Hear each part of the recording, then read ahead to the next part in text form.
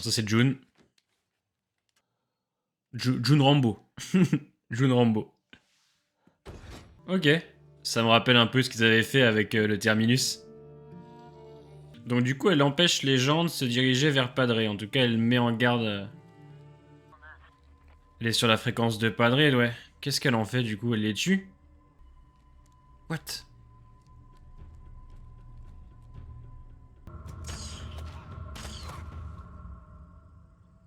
Excellente tireuse, hein. John Dory serait fier de toi.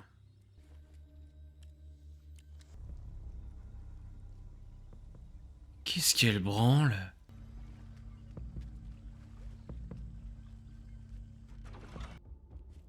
Et des doigts, a priori?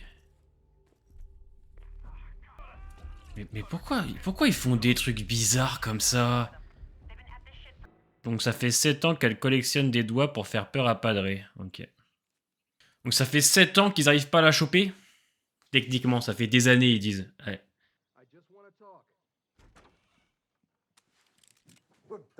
Donc ils ont lui, il a réussi à la suivre, mais pas Padré.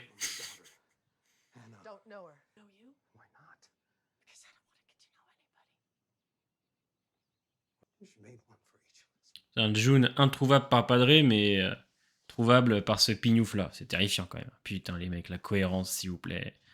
Oh là là. Ils font une armée contre Padré. On dirait une nouvelle série en fait, limite. On dirait une nouvelle série. Non mais attendez, si elle utilise le même mode opératoire depuis des années, Padré c'est des grosses tanches.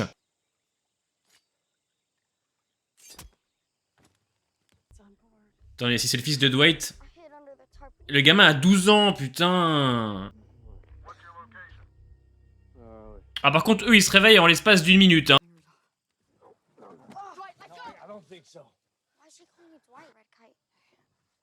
Donc ils bossent pour Padré? Aussi?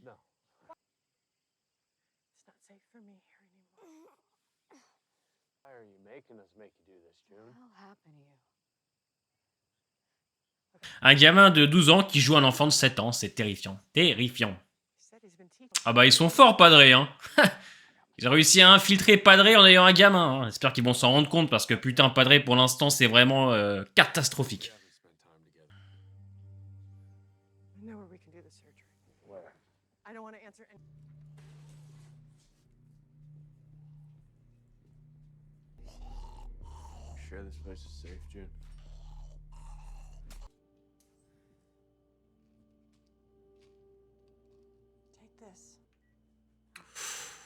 Bon, ça va piquer un peu quand même. Hein.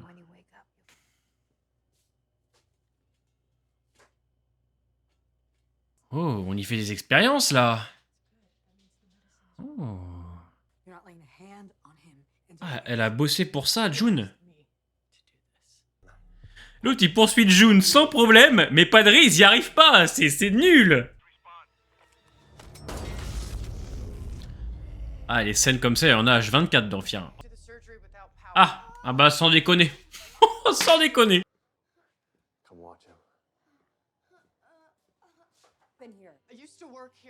Ouais, donc ça d'accord. Ouais. Ok, combattre les morsures par des radiations.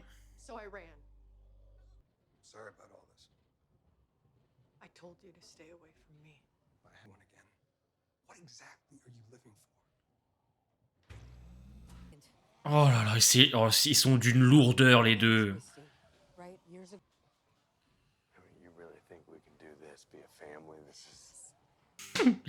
Allez, c'est embrassez-vous, ouais, faites l'amour directement, votre gosse il est à l'agonie, juste en dessous de vous. Oh putain, dans les radiations, dans les rôdeurs irradiés.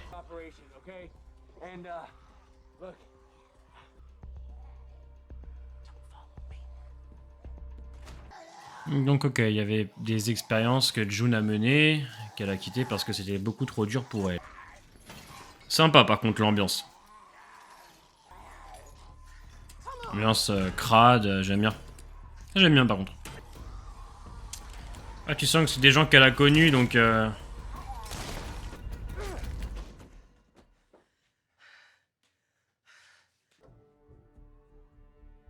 bah, le gamin, il s'est réveillé.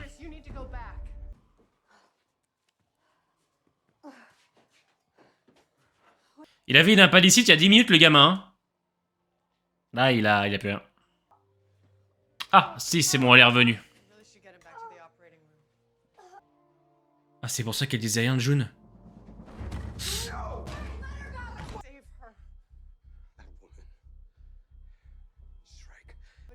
Ce sera à cause des radiations.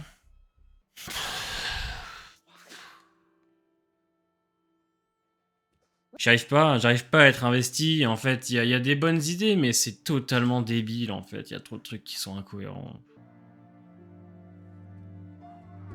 Étrangement, j'apprécie plutôt ce passage en vrai. Et il était temps qu'ils opèrent le gamin quand même, hein, parce que tout ce qui s'est passé. On va essayer de devenir une famille. Ouais, il serait temps parce que ça fait quand même maintenant plus de 7 ans. C'est un peu long. C'est vrai, c'est le jeune qui t'a sauvé la vie. Elle va partir, Padré va débarquer, ils vont enlever le gamin, j'en suis sûr, vous verrez. Téléphoner à 100%. Il s'est écrit avec les pieds en fait, Eh ben, il était temps, hein. De toute façon, il n'y a pas de remède. Même dans World Beyond, ils le disent, on peut ralentir le virus, mais il n'y a pas de remède.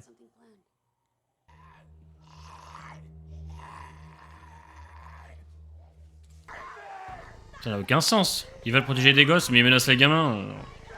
Ils sont cons, quoi. Ils ont mordu le gamin? What? Ah non, ils ont vraiment mordu le gamin. What the fuck?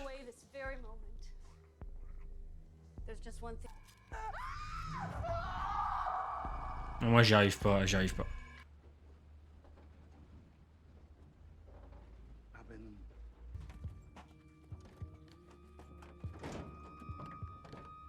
Bah voyons. Allez, Padré d'étanche, comme d'hab.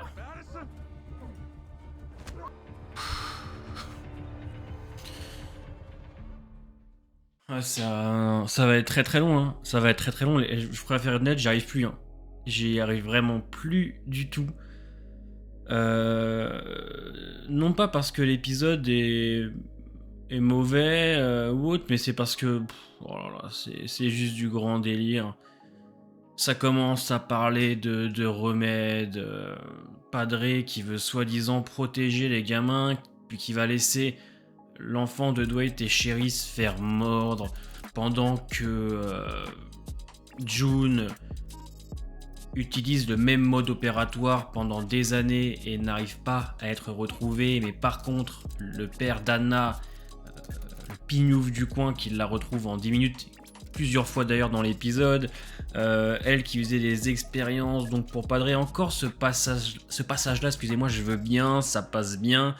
Dwight et Sherry, bon j'en parle pas. Le gamin a la padicite quand il a envie, d'autant plus que comme par hasard le générateur électrique a été touché par balle, donc ils doivent aller ailleurs pour réactiver le courant, sauf qu'ils vont décider de parler un petit peu de la famille, de l'amour et de s'embrasser alors que leur gosse est en train limite d'agoniser juste en dessous. Je vous passe tous ces détails à la con. Oui, l'épisode se tient un petit peu avec June qui ne veut plus aider les autres parce que quand elle s'est souciée d'une personne, elle l'a malheureusement perdu et on sait que June a perdu beaucoup de gens quand même depuis qu'elle est arrivée dans Fear the Walking Dead. Donc allez, pourquoi pas. Mais en fait c'est tellement brouillon. Tu redémarres cette saison 8 7 ans après, alors on t'explique des petites choses mais c'est survolé. Je veux dire Morgan qui s'échappe. En fait, je sais pas quoi vous dire. Enfin, franchement, c'est un calvaire pour moi. C'est un calvaire. Là, on commence à te faire des théories, des trucs sur les remèdes. Mais comment ça, dans Fear the Walking Dead, ça a pas sa place dans Fear, ça? Si on doit travailler quelque chose comme ça, c'était dans World Beyond qu'il avait commencé, et dans les autres spin-offs. Mais là, dans Fear, Padré, je sais pas quoi. Alors peut-être que nous embarquer plus tard dans quelque chose connecté avec le The Walking Dead Universe. D'ailleurs, c'est peut-être même connecté avec le The Walking Dead Universe, puisqu'on ne sait pas vraiment qui est padré. Voilà, ils font des expériences, ils peuvent ralentir ou soi-disant trouver un remède à ce fameux virus. Voilà, je peux rien vous dire de plus. Dans cet épisode, il se passe pas non plus grand chose. On a June qui combat ses démons à cause de ce qu'elle a fait pendant le bond dans le temps. Dwight et Sherry ont un enfant qui physiquement ressemble à un gosse de 12 ans alors qu'il est censé en avoir 7. À la fin, ils se font tous enlever. Comme à la fin de l'épisode 1, sauf que Madison a permis à Morgan de se barrer.